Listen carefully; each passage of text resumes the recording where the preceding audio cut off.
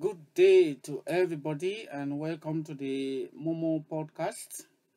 This week, starting from the 15th of this month up to the 21st of this month, is Mental Health Awareness Week.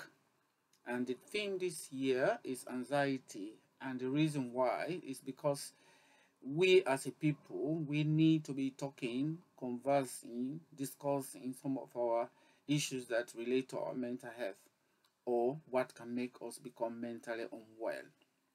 We all do need mental fitness every day, at certain level. And anxiety as a topic is something that affects everybody at any given time. It also presents in various stages, intensity, from a very mild anxiety to something become difficult for you to manage. So I'm here as a CBT therapist, also as somebody who have done a lot of community work, and I've done a lot of research around culturally tailored issues in terms of dealing with mental health problems and indeed other issues as well. So that is my default to be presenting this podcast to you. Um, I would like to really kind of look at what anxiety is. You may have your own description about it, but for me, anxiety is something to talk about. Being anxious, worried, stressed, a little bit confused can also make us become anxious as well. So that's just a context. And to bring an analogy that might help you also to understand, as far as I'm concerned, when I'm anxious, what does it mean? For me, it's like swimming in a river with crocodiles or sleeping in a room, in a bedroom with a tamed lion, and also walking along a dark lane. You don't even know what will be at the end of that lane. So for me, these are like what represent anxiety to me. So, and I can also give you a little bit of a context from a mathematical dimension. I will give you an equation which perhaps will help you, particularly those who are mathematicians in this family or in wherever you are. Let's imagine anxiety equals to overestimation of the threat or the danger over the underestimation of how you cope with it. So, anxiety equals to overestimation of the danger itself and or over underestimating how you will cope with it. So that's in principle for me, that's anxiety. So going forward, it will be really important to begin to understand when last you felt anxious or somebody around you, and what was that about? And the process of anxiety really involve psychological process and also or mental process and also physiological process. Because when we perceive a situation to be threatening, our body begin to react. We begin to experience some emotions because we have thought that that situation is dangerous, is going to paralyze us, it's going to consume us, it's not going to be easy for us at all. It could be you preparing to sit an exam or sitting an exam itself, or you being called for supervision by your manager, or you have a conflict with your spouse or your husband or your wife, or there's difficulties with your child. And indeed, also the hardship in the country, in the world today, can also make all of us begin to feel a bit anxious. So, this is really what I want you to begin to relate to. And also, it will be important for you to reflect how do you describe anxiety in your own cultural dimension. For example, your tribe, in terms of your family value, how do you deal with anxiety? So, I'm going to take you through a simple process which we normally use in CBT. And this is what we probably call the five areas or aspects. Normally, some people might say the hot cross bun is basically like five components. Okay, and the situation itself. For example, you are about to go for an interview, and the thought begin to be a little bit negative rather than positive. You begin to feel, oh, I'm going to be against people who probably know more than I do, or maybe how will I compete with those qualified candidates? They probably will know a lot more than I do, or they might not even give me the job because of who I am. So those are like negative thoughts. We call them negative automatic thought processes, NATs, if you like. And suddenly, if you have that negative thoughts, whatever happens, you begin to experience emotions that might be very negative. Fear, you're scared, you want to avoid, stress, anxious, worried. So those are the emotions that you immediately begin to experience. And the behavior, again, might just be influenced by that thought and the emotion. You begin to think overwhelmed.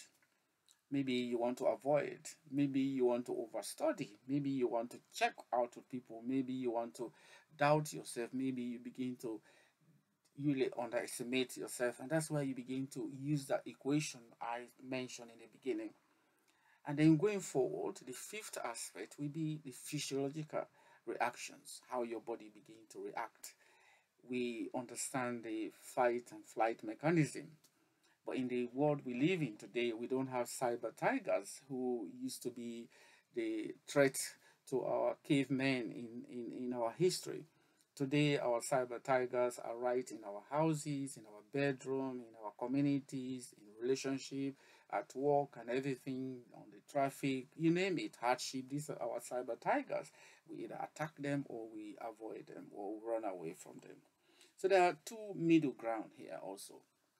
You either freeze, you become numb, or you succumb to the issue, or you submit to it. You just give up, or you please people who please people because they want to go along with them. These are also the areas I'm talking about. Also, if you're anxious about who will like you, who will not like you, you please people who you think they will not like you so that they can like you. So that's really what I'm talking about here. So pleasing, there are a lot of people pleasers, maybe we need to reflect on that as well.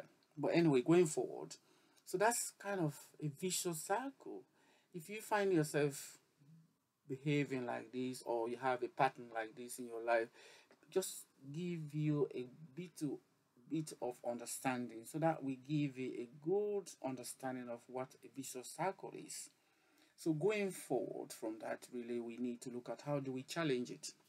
So mostly, as we all do know, most of us, we know that the thought can be quite important to us. Even Albert Einstein did say, it's not what happened to us as people, it's what we, the view we take on the things that happen to us really matters, because that's the view that will influence our action, the mood, and the way our body reacts. So it's not things that happen to us we really do anything, but how we think about it is exactly what that means. So today I will leave you two or one tip in terms of dealing with your NAT, negative automatic thought processes. One is, I want you to start using the three C's. For me, I found them to be very useful. The first C is to catch your thought, understand what you're thinking right now in that situation. And then the second C is check it out. What is true about it? What facts have you got? Are they factual? Are these confirmed evidence that you are going to fail the exam? And where is that evidence from? And the final analysis, or the final C, is to change or modify your thought. So basically, check it out, chase, check it out, and change your thoughts about any particular situation you find yourself in.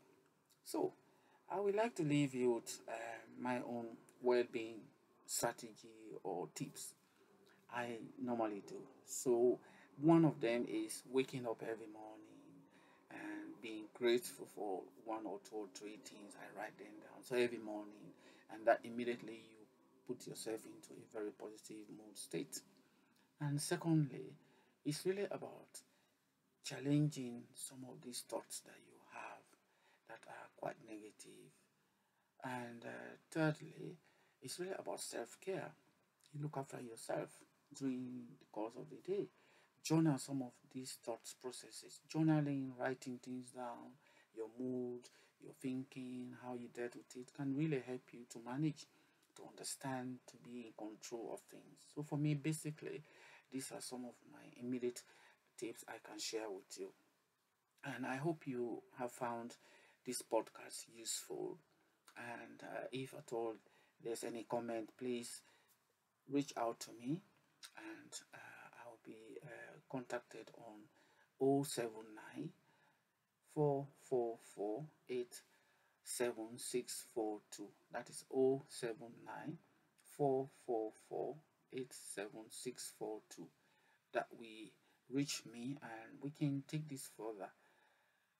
Be careful about yourself, take care, and look after your mental well being, and also reflect on what we have talked about today. Thank you. Thank you.